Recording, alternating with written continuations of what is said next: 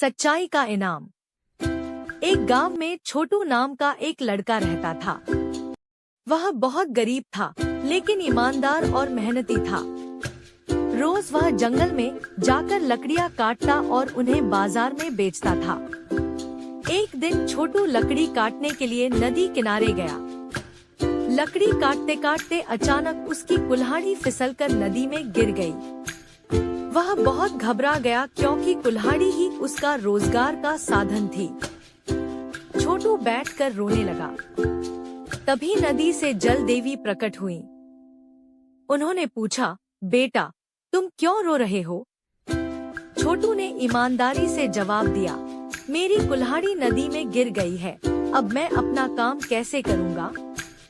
जल देवी ने उसकी बात सुनी और नदी में डुबकी लगाई। जब वह ऊपर आई, तो उनके हाथ में एक सुनहरी कुल्हाड़ी थी। उन्होंने पूछा, क्या यह तुम्हारी कुल्हाड़ी है? छोटू ने कहा, नहीं, यह मेरी कुल्हाड़ी नहीं है। फिर देवी ने दूसरी बार डुबकी लगाई और इस बार एक चांदी की कुल्हाड़ी लेकर आई। उन्होंने फिर पूछा, क्या यह तुम्हारी कुल्हाड़ी है? छोटू ने फिर से ईमानदारी से जवाब दिया, नहीं, यह भी मेरी कुल्हाड़ी नहीं है। अंत में जल देवी ने तीसरी बार डुबकी लगाई और लोहे की कुल्हाड़ी लेकर आई।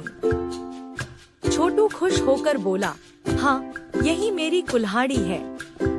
छोटू की ईमानदारी से जल देवी प्रसन्न हो गई और उसे तीनों कुल्हाड़ियाँ इनाम में दे दी। छोटू ने उस दिन सिखा दिया कि सच्चाई का फल हमेशा मीठा होता है।